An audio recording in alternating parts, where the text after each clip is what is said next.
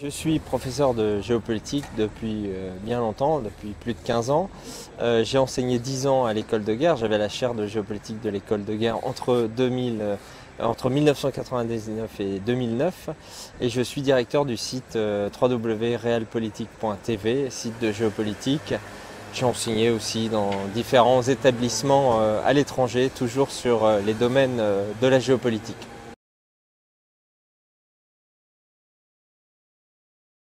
Bien évidemment, j'ai pris les événements un peu comme tout le monde dans la figure, mais comme j'avais travaillé pendant plusieurs années sur le domaine du terrorisme et en particulier du terrorisme islamiste dans le cadre général de la géopolitique, que j'avais travaillé en particulier sur l'alliance ou la connivence très développée entre les services secrets américains, la CIA et différents groupuscules fondamentalistes pendant la guerre froide en Afghanistan, etc. Je dirais que j'avais une certaine vision sur le rôle, la place de l'islamisme comme outil géopolitique américain. Donc l'intuition de départ, c'était que je regardais ces événements avec suspicion, en tout cas avec un œil critique. J'avais absolument pas de vision, d'analyse définitive, mais j'avais un œil critique. C'est d'ailleurs une posture qui, je crois, est tout à fait saine quand on prétend être scientifique. Ça a pris du temps parce que je suis un homme du temps long, je prends mon temps pour ne pas me précipiter sur des interprétations trop hâtives. J'ai continué l'analyse, je dirais, géopolitique classique que je pratiquais depuis des années, les intérêts de puissance de chaque État, les intérêts pétroliers, les intérêts stratégiques, les conflits de souveraineté, etc.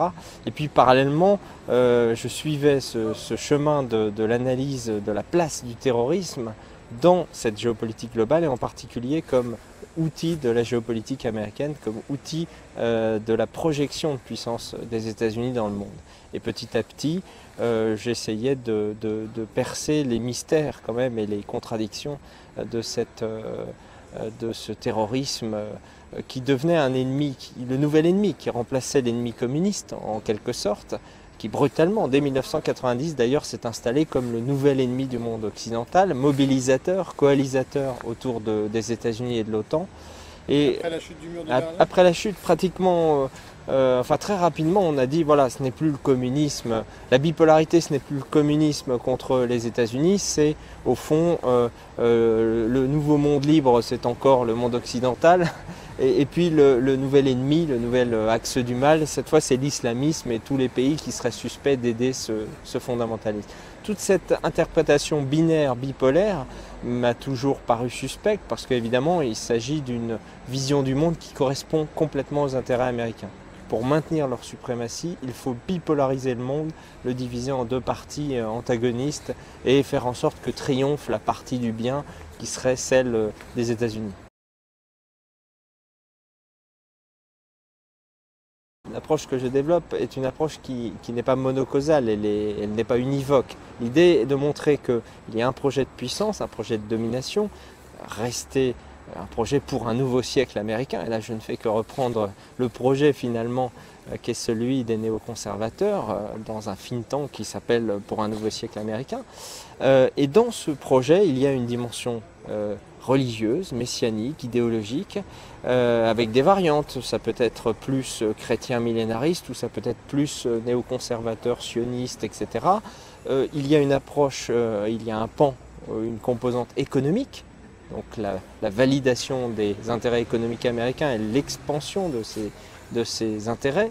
Il y a une composante stratégique. Il faut pouvoir embrasser l'ensemble des dimensions de la projection de puissance américaine.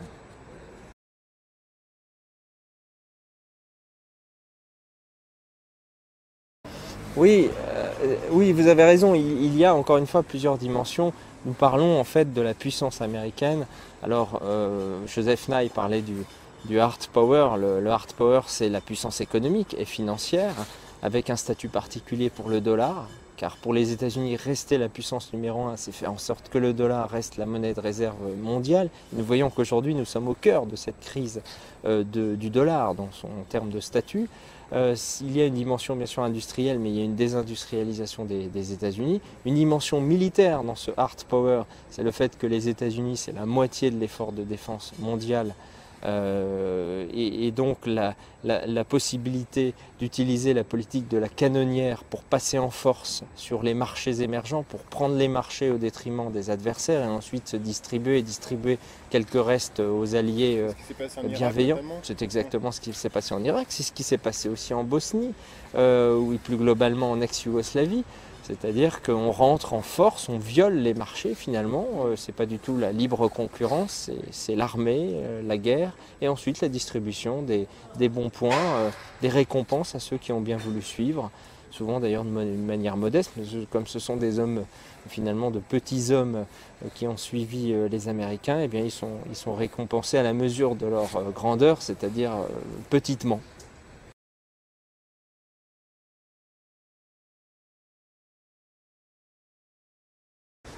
Je vais prendre le parti pris du contradicteur qui dira oui, mais vous avez une vision extrêmement finalement organisée, je vais faire simple, complotiste de l'histoire, tout ça est trop simple pour être vrai, et bien sûr il y a des composantes, l'histoire c'est compliqué, évidemment qu'il y a des intérêts divergents, évidemment que les États-Unis ne sont pas monolithiques, évidemment que... Mais ce qui est certain, et qu'on me prouve le contraire, c'est que depuis bien longtemps, la plupart des systèmes politiques sont d'abord des oligarchies politiques et économiques. Et là, nous sommes en train de parler de l'oligarchie américaine. Nous sommes en train de parler des vieilles familles qui sont les mêmes familles à peu près qui tiennent l'économie financière depuis très longtemps. Alors, bien sûr qu'il y a des mandats politiques de 4 ans pour les présidents, qu'il y a, entre guillemets, un turnover de la face explicite du politique, mais en revanche, il n'y a absolument aucun turnover en matière d'oligarchie des grandes familles politico-économiques qui tiennent les États-Unis d'Amérique. Ce que je dis simplement, c'est cette chose simple et je crois vérifiée par l'histoire depuis tant de siècles, c'est que les pouvoirs qui se sont installés refusent de céder le pouvoir et font en sorte d'utiliser les États comme un appareil de puissance qui leur permettra de maintenir leur pouvoir, d'optimiser leurs intérêts économiques et de maintenir leur emprise sur la société. Oui, je pense qu'un certain nombre d'oligarchies sont prêtes de manière occulte, évidemment, tout en faisant la promotion des droits de l'homme, de la démocratie pour le bon peuple, sont tout à fait capables d'utiliser des moyens machiavéliques, de la même façon qu'un brave type peut avoir finalement envie d'étrangler son voisin pour lui prendre son champ. Ces gens-là, pour garder leur pouvoir, sont capables de pratiquer l'assassinat politique, ça c'est le degré basique, et au-delà d'utiliser le terrorisme pour en canaliser l'énergie et la diriger de sorte qu'ils puissent justifier leur guerre.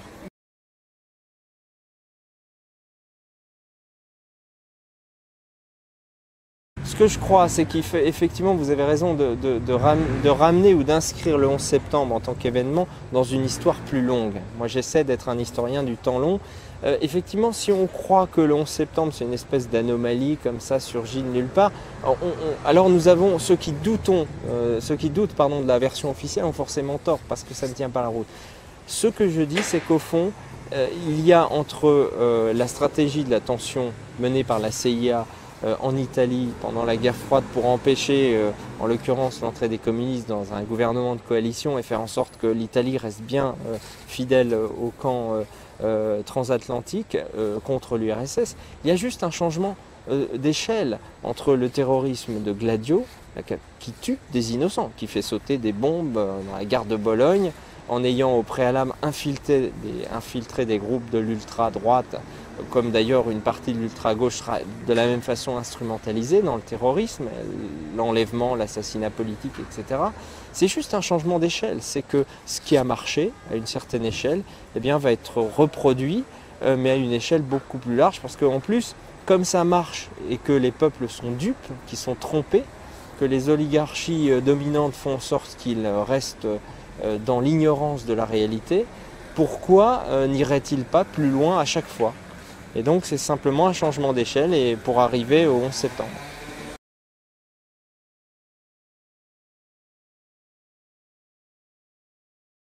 moi, ce que je défends dans l'interprétation du terrorisme, c'est que c'est un peu le contre-pied de ce qu'on entend souvent sur les plateaux de télévision de la part de pseudo-experts qui nous ramènent d'ailleurs à l'adage bien connu que ceux qui savent ne parlent pas et que ceux qui ne savent pas parlent. Bon.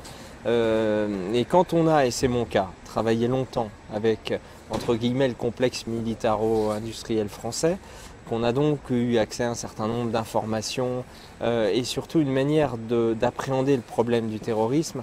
L'hypothèse, moi, que je défends depuis longtemps et qui est attestée par l'histoire dans de nombreux cas, c'est que le terrorisme, c'est d'abord un fait étatique. C'est d'abord le fait de services de renseignement qui ont la volonté, la vision, les moyens, la logistique pour mener à bien ce type d'opération.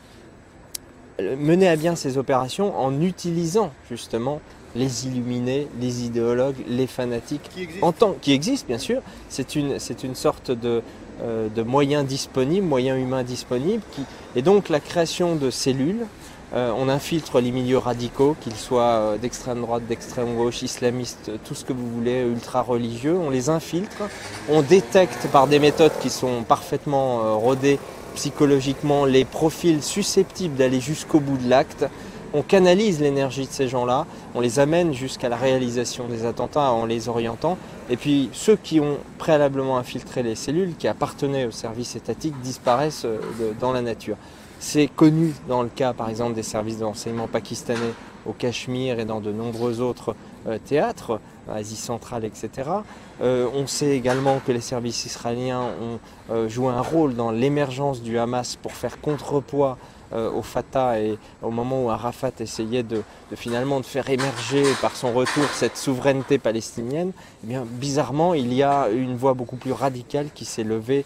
Bon, c'est connu je crois aussi dans le cas algérien avec la surenchère de la barbarie islamiste. Vous avez un adversaire politique islamiste, le fils, vous créez un visage encore plus monstrueux dans ces actes qui va commettre des actes qui finiront par révulser la population et par dégonfler politiquement votre adversaire. Tout ça est parfaitement connu, nous ne sommes pas en train de parler de fantasmes. Eh bien, le 11 septembre, au fond, c'est l'aboutissement de la même logique. C'est simplement un aboutissement.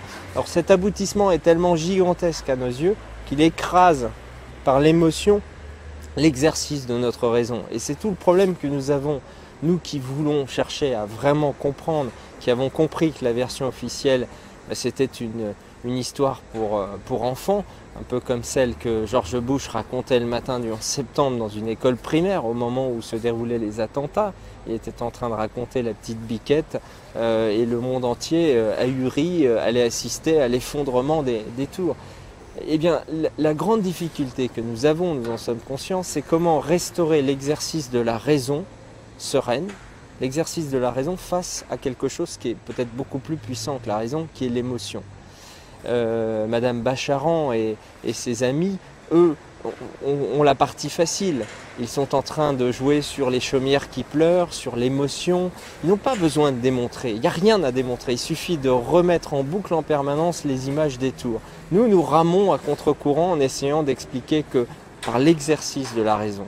Je crois que c'est une des grandes choses pour le scientifique et l'homme honnête, tout simplement, celui qui veut comprendre et qui est un homme libre, d'essayer de se raccrocher toujours à la raison pour comprendre le réel.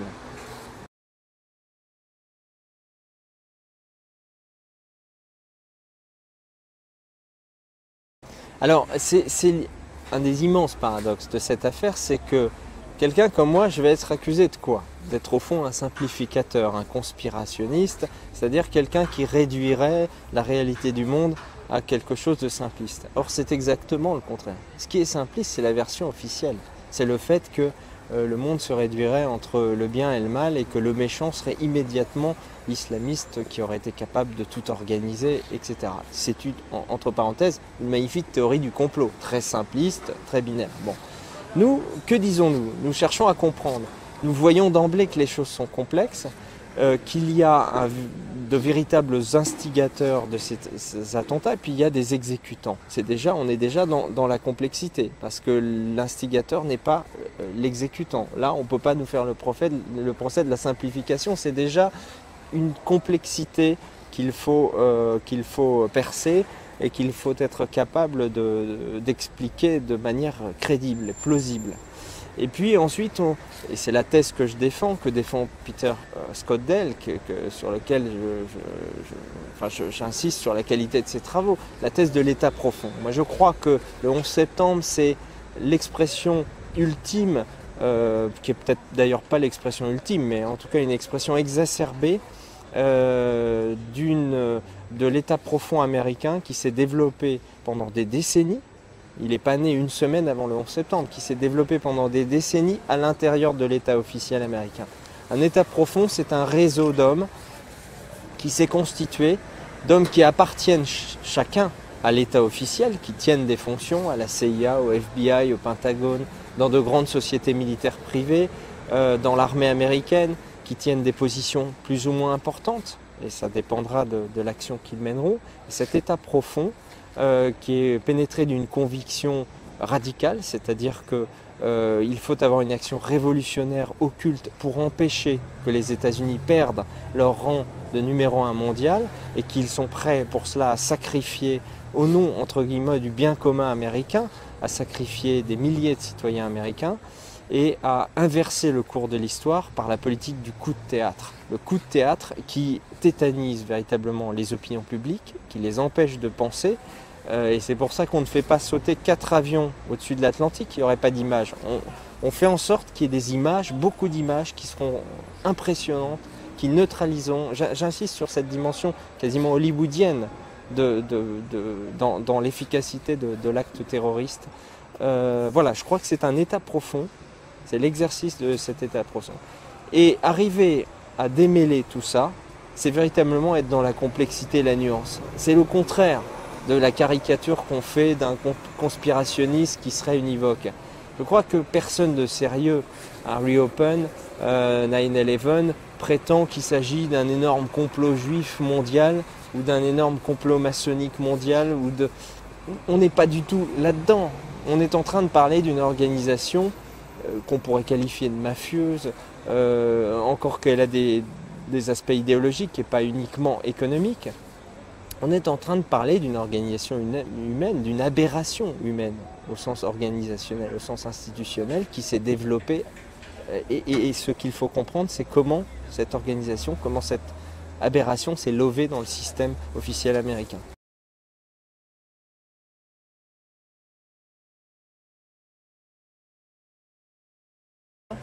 Absolument. La première chose, c'est que ce ne sont pas les Américains, mais bien sûr des Américains ou dans le gouvernement ce que j'appelle l'état profond, qu'il faut arriver à définir. Mais on voit déjà l'esquisse que j'ai donnée et la manière dont ça fonctionnerait. Là, vous touchez à la question essentielle du pourquoi. Pourquoi ces gens font tout ça ? Eh bien, là, pour le coup, je dirais que c'est la réponse géopolitique, c'est que s'ils ne font pas ça, s'ils ne faisaient pas ça, l'Amérique, très mécaniquement, sortirait, non pas de l'histoire parce qu'elle resterait un acteur important, mais perdrait son rôle de numéro 1 mondial. Alors l'Amérique, elle a été, en quelque sorte, si on revient à ses sources idéologiques, à ses fondations religieuses ou idéologiques en tout genre, elle a été en quelque sorte programmée par les pères fondateurs pour changer le monde, pour transformer le monde à son image. Quand vous discutez avec n'importe quel homme politique américain, qu'il soit démocrate ou républicain, que vous dit-il ? Il dit le rôle de l'Amérique, son destin, c'est de transformer le monde à son image. Et ils sont convaincus de cette affaire. Si en plus, ça optimise nos intérêts économiques, c'est une sorte d'attestation divine que nous sommes les élus. Il y a de l'élection dans tout ça, au sens religieux, il y a de l'élection. Donc l'attestation divine, l'attestation par la réussite matérielle de la grâce divine. Alors, la question que vous posez, c'est pourquoi ? Bien parce que l'Amérique perd son rang de numéro 1, la Chine monte, la multipolarité s'installe, et donc si rien ne se passe, eh bien inéluctablement les États-Unis seront dépassés et ce sera la fin de la mondialisation américaine. Et c'est en train de se passer, c'est-à-dire qu'un monde multipolaire est en train de naître. Ce que je crois, c'est qu'il y a des gens qui aux États-Unis se sont organisés pour que ça ne se passe pas comme ça, pour que la multipolarité ne puisse pas voir le jour, pour que l'empire idéologique, économique, médiatique, le soft power, etc., puisse continuer à exercer sa domination sur les peuples et à empêcher par exemple les Européens de reprendre en main leur destin, à empêcher les Chinois, les Russes, les Indiens d'exister de manière souveraine et d'avoir aussi quelque chose à dire en termes de modèle de civilisation et de culture, pour que nous ne soyons pas dans l'uniformité culturelle, pour que la mondialisation ne soit pas une uniformisation, une westernisation, comme diraient certains historiens anglo-saxons.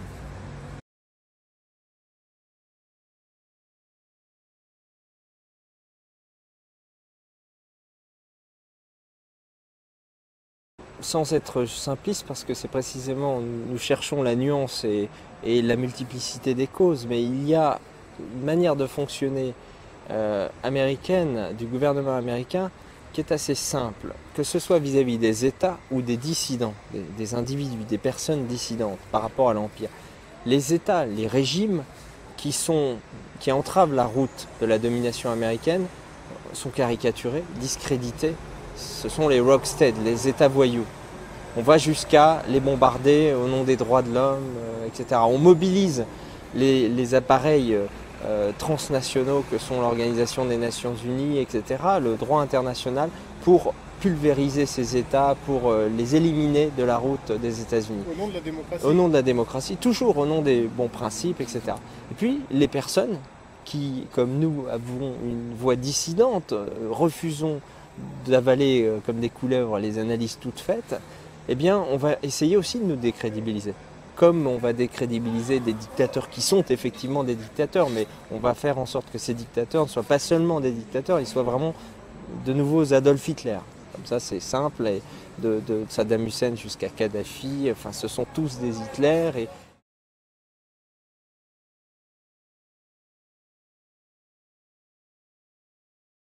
De toute façon, si on voulait faire l'inventaire des situations du monde, on est dans un deux poids deux mesures absolument hallucinant. Je vais vous donner un exemple très précis.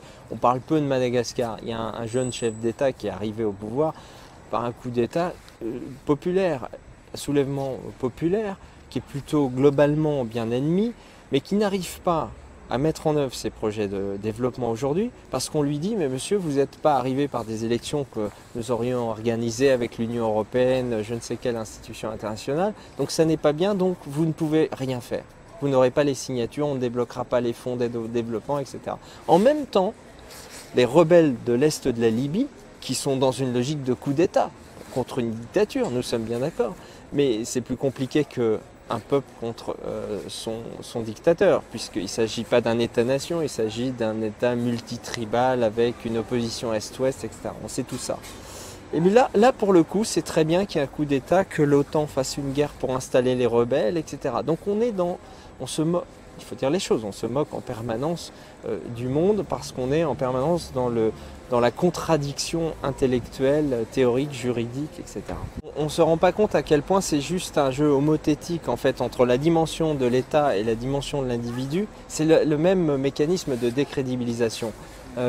Noriega était un dictateur, mais quand les Américains ont dévissé Noriega, ils ont trouvé chez lui Mein Kampf, des détenus sadomasochistes, enfin bon, il avait à peu près toute la palette.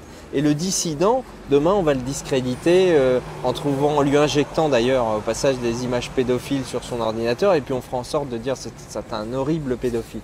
Donc, et malheureusement ça marche, c'est-à-dire que la plupart des gens se disent mais vous voyez, il avait tort parce que c'était forcément un illuminé, en plus il avait des pratiques sexuelles déviantes, il était bon. Donc voilà, les mécanismes aujourd'hui politiques de la domination de l'Empire, c'est la décrédibilisation de l'adversaire en tant qu'État et en tant que dissident politique individuel.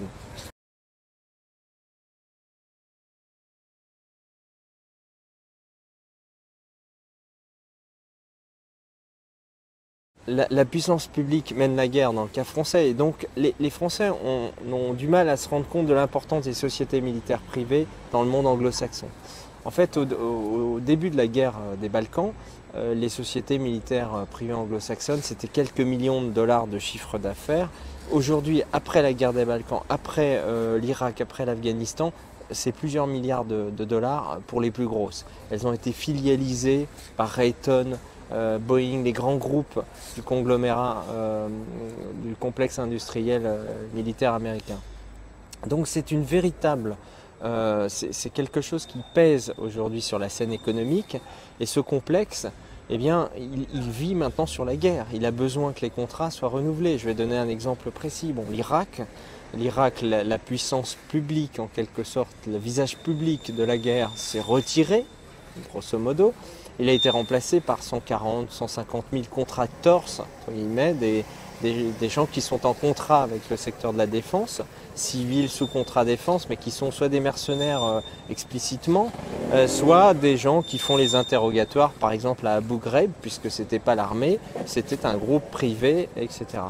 Et ces gens, finalement, pour que les budgets soient renouvelés, il faut que l'Irak continue à rester dans une logique de guerre de basse intensité. Il ne faut pas que ce soit de la trop grosse intensité, parce que à ce moment-là, on ne peut pas exploiter le pétrole, ça ne fonctionne pas. Mais il faut que régulièrement le feu soit entretenu. Donc on rentre dans des logiques très graves, qui sont les logiques de pompiers pyromanes. Pompiers pyromanes en Afghanistan, où des jeux troubles font qu'on va continuer, on va payer des talibans pour continuer à couper des convois, etc. Bon. Donc moi, en Irak aussi, Irak, Afghanistan, il y a cette logique. Et c'est très grave, parce qu'en fait, il y a maintenant une déconnexion complète dans l'exercice de la guerre entre finalement le peuple qui contrôlait la puissance publique et qui décidait ou pas d'entrer en guerre et d'arrêter la guerre.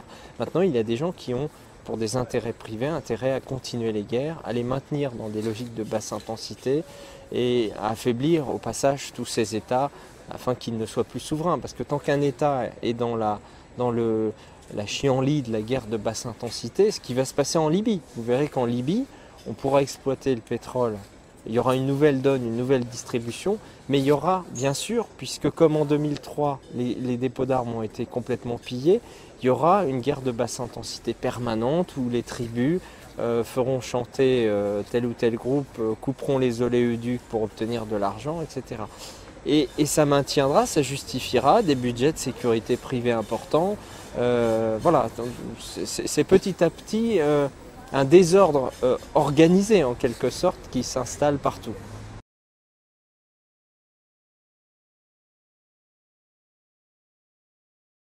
Tant que les gens auront décidé qu'il vaut mieux être repu de consommation, ne pas se poser de questions et accepter ce qu'on leur sert comme soupe tous les jours, la crétinisation par l'information des mass médias, effectivement on ne risque pas de s'en sortir. Le préalable de tout, c'est que les gens puissent commencer à exercer leur esprit critique. Moi, quand j'étais gosse à l'école publique, on me disait qu'un des grands enjeux de l'éducation, de l'instruction publique, l'éducation nationale, vous appelez ça comme vous voulez, c'était de développer l'esprit critique. Et je constate avec amertume aujourd'hui combien qui doit être l'essentiel finalement de tout l'enseignement. Après les connaissances, on remplit des cases, on oublie des choses, etc. Mais avoir développé l'esprit critique, la capacité de discernement, c'est quelque chose qui était essentiel. Et de voir cet échec-là aujourd'hui, mais c'est gravissime.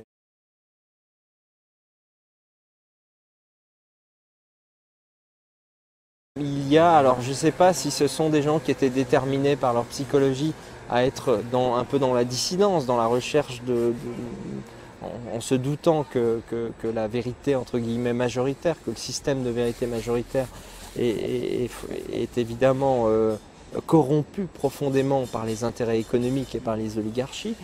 Mais il y a quand même, bien sûr, et c'est ce qui me rend optimiste, de très nombreuses personnes qui, utilisant cet outil Internet, qu'on veut d'ailleurs, bien sûr, corseter, ça c'est un enjeu de combat, au-delà du 11 septembre de Reopen, moi le combat que je mène, c'est d'abord évidemment un combat pour la vérité, parce que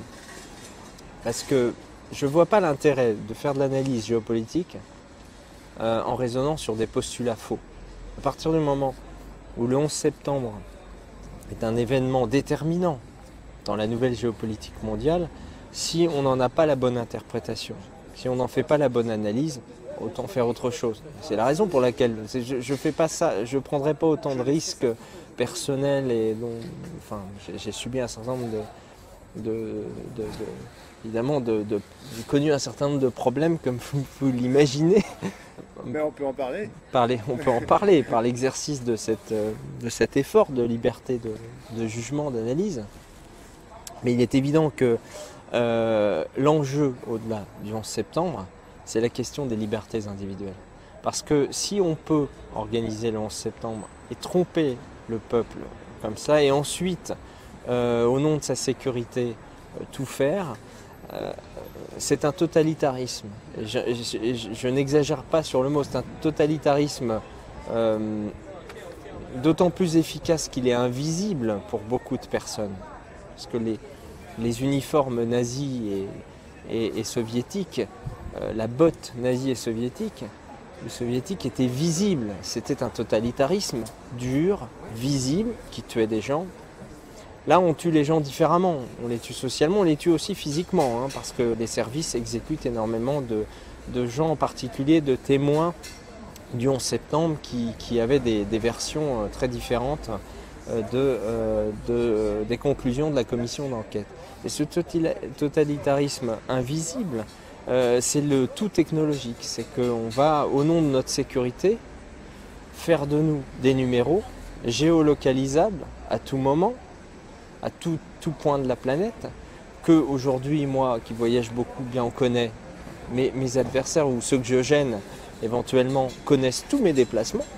Je ne vois pas comment je pourrais faire en sorte, puisque l'Union européenne, par exemple, transfère régulièrement des données sur mes voyages. En tant que citoyen français et européen, mes voyages sont transférés depuis le Patriot Act et les accords entre l'Union européenne et les États-Unis, et aucun citoyen européen n'a été consulté pour ça. Donc il y a une privation de nos libertés progressive qui est très très inquiétante, et je crois que ça c'est un enjeu politique pour le coup qui dépasse la question de la géopolitique.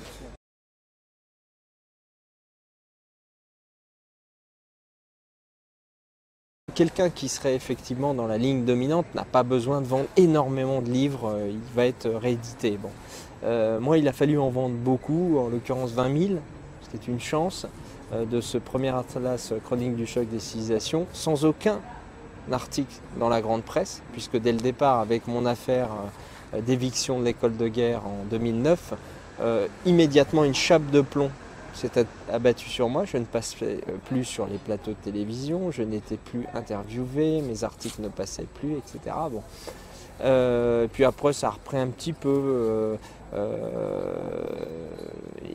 Et donc, le livre est réédité parce que l'éditeur a constaté que, bien sûr, il fonctionne. Tant mieux, tant mieux. Alors, c'est un livre qui, je crois, présente aussi une analyse très libre. Je laisse le lecteur potentiel en juger.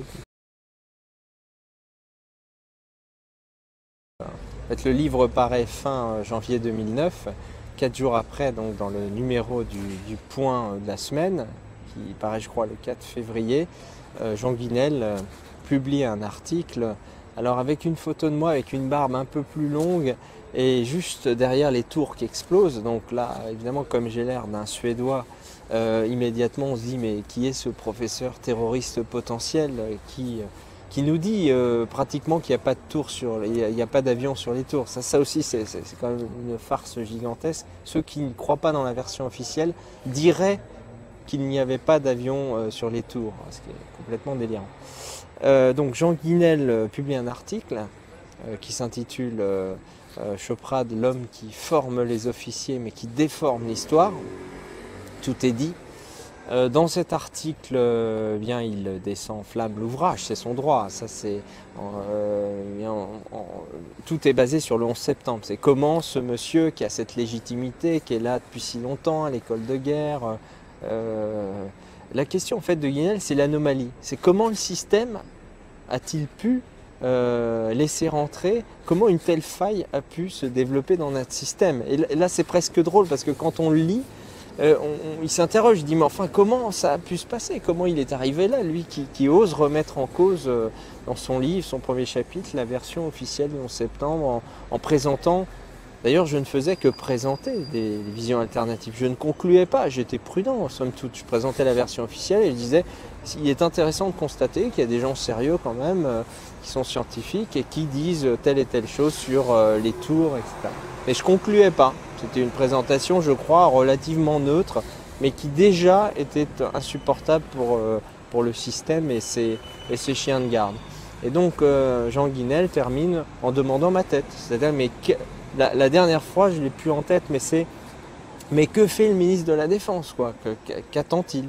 Il ne va pas attendre longtemps, puisque, obéissant à Jean Guinel, le lendemain, il déclare sur le porte-avions Charles de Gaulle, pendant un point presse, que je suis viré, que ce monsieur n'a rien à faire dans le système de défense français.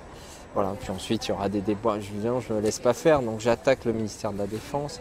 Ça dure 2 ans. La décision de Morin, Morin aura été débarqué d'ailleurs avant que la décision n'arrive, mais la décision de Morin donc est cassée le 1er juin 2011 par le tribunal administratif, ce qui ne me réintègre en rien, puisque de toute façon, peu importe les décisions de droit, après tout, l'État fait ce qu'il veut. Donc. Moi, ce que je dis aujourd'hui, évidemment, c'est difficile de dire je sais exactement comment ça s'est passé, parce que je n'y étais pas, et c'est très complexe, justement. L'ensemble de l'organisation de ces attentats, il y a plusieurs volets, il y a ce qui se passe sur les tours, il y a le Pentagone, bon.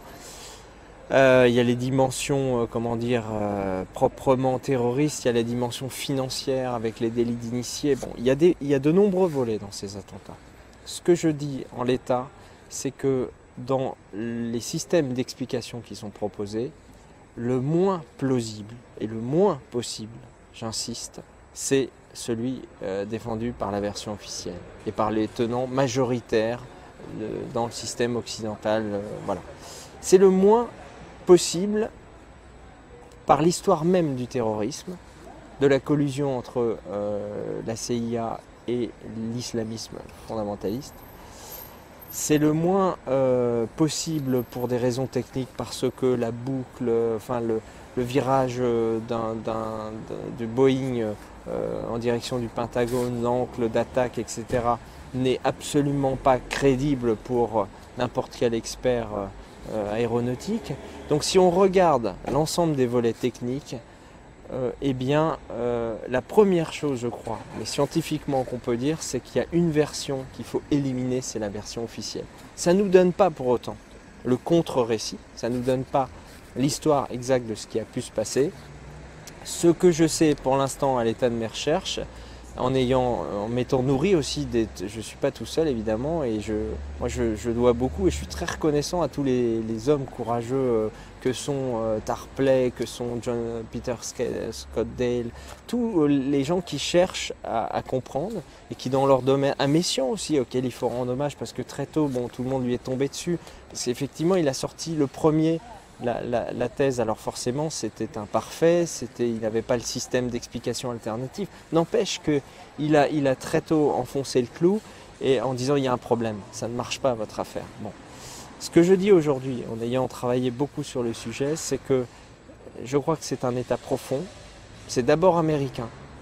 Ça vient d'abord d'un État profond américain qui est lové au sein de l'État officiel, qui existe, qui s'est structuré au moins depuis l'administration de Gerald Ford, dont le pouvoir s'est accru sous Reagan, avec l'Iran-Gate qui a été un système de financement des opérations occultes. Et une caisse noire s'est constituée à ce moment-là, très importante, de plusieurs milliards de dollars, qui permettait, en utilisant les moyens officiels, puisqu'il y a des taupes dans le système officiel qui appartiennent à ce réseau, de mener des opérations occultes. Et ce que je dis également, c'est que l'interaction avec le système officiel est quelque chose de déterminant.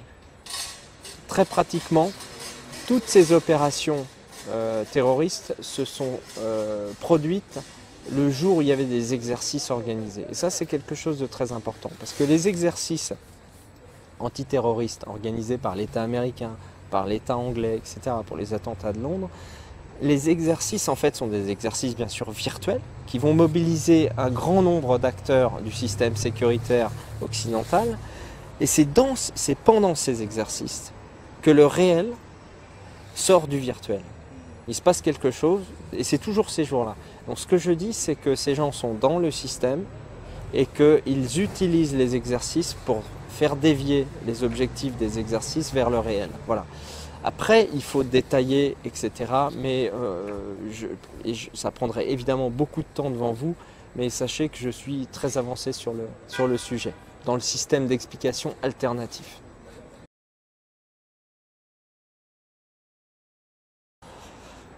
Moi, ça ne me touche plus parce que franchement, c'est tellement, c'est tellement ridicule et c'est tellement classique. Ça fait partie du système de décrédibilisation que j'évoquais, qui fonctionne pour les régimes comme pour les individus. Il est évident qu'il y a des gens qui sont de droite, de gauche, de sensibilités différentes. Pour moi, ce qui compte, c'est que ce sont les gens qui cherchent à comprendre, qui pensent telle ou telle chose sur tel ou tel sujet. Peu m'importe, ce qui m'intéresse, c'est que ce sont des gens sur ce sujet et sur un sujet qui est capital, qui est la compréhension de la place du terrorisme international, de ce concept qui pour moi est fabriqué par un État, les Américains, dans la géopolitique mondiale. C'est ça qui est important. Sur les idées, vous savez, moi je suis un homme effectivement sur la question, sur certaines questions qui sont liées à l'identité, à la civilisation. Je suis très attaché à l'idée de civilisation européenne, à son identité, etc. On pourrait penser que je suis plutôt à droite parce que je suis plutôt pour la maîtrise des flux migratoires. Sur d'autres domaines économiques, je ne me sens pas du tout dans le libéralisme et la financiarisation du capitalisme, et je me retrouve avec des gens de gauche sur un certain nombre de problématiques, comme sur l'écologie par rapport à un certain nombre de logiques de prédation des multinationales, etc. De toute façon, je crois que toutes les personnes de bonne volonté intelligente savent bien que les lignes sont en train de bouger, qu'il y a des nouvelles générations pour lesquelles les thèmes sont de plus en plus croisés. Et donc, je crois qu'il ne faut pas faire attention à ces critiques, elles sont ridicules, au point d'accuser quelqu'un d'aussi indépendant, libre et intelligent que Mathieu Kassovitz de négationnisme. Alors, ça marche malheureusement auprès d'un certain nombre de crétins, mais de toute façon tout marchera toujours pour eux puisqu'ils ont décidé. Il y a deux catégories, il y a ceux qui de toute façon ne penseront jamais et absorberont tout, puis il y a ceux qui ont décidé que pour leurs intérêts, leur réussite sociale, il fallait surtout pas s'interroger et qui instinctivement s'avouaient pour la défense de leurs intérêts privés. Ça c'est l'esprit pour le coup un peu bourgeois, petite bourgeoisie, défense des intérêts privés. Donc ils auraient une espèce d'instinct de protection qui les mènerait vers la conformité. Voilà. Nous ne sommes pas des conformistes et on l'assume. Et puis après tout, c'est pas non plus très surprenant que les milieux dissidents sur le 11 septembre se recrutent plutôt chez des écolos, des gens qui sont qui ont poussé leur système politique un peu plus loin que d'autres à gauche ou à droite. Parce qu'au fond, c'est des gens qui sont plus sur le terrain de la conviction que de l'intérêt. Et ça touche aussi à la psychologie des personnes. Parce qu'il y a des gens qui ont les idées de leur psychologie, c'est-à-dire qui font passer les intérêts, le conformisme social, la réussite personnelle, comme un système de valeurs supérieur à la générosité, la défense des identités du monde, etc. Donc pour moi, c'est un non-sujet, cette accusation, elle ne fait pas sens. Al-Qaïda, Tarpley disait, il a raison, la légion arabe de la CIA. C'est-à-dire que c'est là, typiquement, pour reprendre l'histoire de Gladio, c'est la cellule, c'est l'infiltration dans les milieux islamistes canalisée au profit des intérêts américains. Et Al-Qaïda, c'est la liste des types qui travaillaient pour les services américains dans ce cadre-là, et en particulier au moment de la guerre d'Afghanistan, et puis ensuite ça a continué. Donc Al-Qaïda, c'est ça, c'est à la fois, j'insiste, des gens qui peuvent être sincèrement des islamistes croyant se battre contre les États-Unis, croyant se battre contre, entre guillemets, cet impérialisme occidental, etc., ou le sionisme, et en même temps, ce sont des gens qui ne sont pas commandés par leurs propres idées, en fait, qui sont pilotés à distance par des gens qui se marrent bien d'ailleurs, je pense, parce qu'ils doivent se dire quelle bande de crétins qu'on arrive à amener à se faire exploser avec des ceintures en pensant lutter contre nous alors qu'ils servent directement nos intérêts. Il y a toujours du travail et encore une fois, les choses sont complexes, mais on avance et ça, c'est une chose. Grâce à Reopen, grâce à tous les gens de bonne volonté, petit à petit, c'est long, le chemin sera long. Le chemin de la vérité, il est toujours long. Mais il y a un moment donné, ça s'accélère. C'est comme la faillite du capitalisme financier. La structure a travaillé pendant très longtemps et puis là, on voit une espèce d'accélération vers le bas tout à fait intéressantes à observer.